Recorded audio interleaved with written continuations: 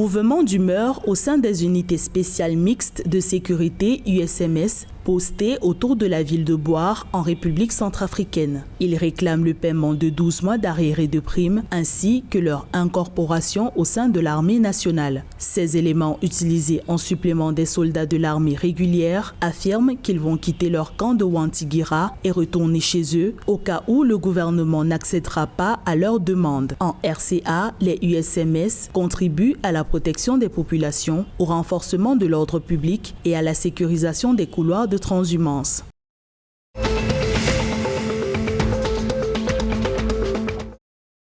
La Banque des États de l'Afrique centrale BEAC a revu à la hausse ses taux directeurs. L'institution financière, à travers son comité de politique monétaire, a décidé de relever le taux d'intérêt des appels d'offres de 3,25% à 3,50% et le taux de la facilité de prêt marginal de 5% à 5,25%. Cependant, la BEAC a maintenu inchangé le taux de la facilité de dépôt à 0% ainsi que les coefficients de réserve obligatoires à 7% sur les exigibilités à vue et 4,50% sur les exigibilités à terme. Ces mesures financières tiennent compte des perspectives des réserves de change de la BEAC.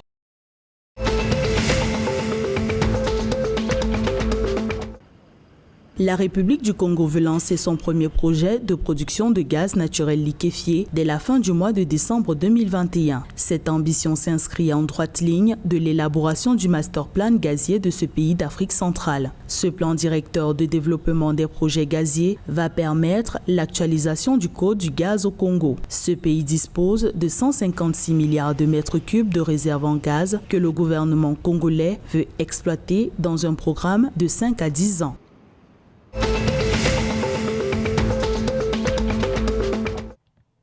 Au Cameroun, 700 000 enfants sont affectés par la fermeture des écoles dans les régions en proie à l'insécurité, particulièrement le nord-ouest et le sud-ouest. Selon l'Agence humanitaire des Nations Unies OCHA, il s'agit de l'une des crises humanitaires les plus complexes du monde actuel. Dans ces régions anglophones du pays, les écoles sont fermées, à l'exception de quelques-unes qui fonctionnent à 60% de leur capacité dans les zones urbaines.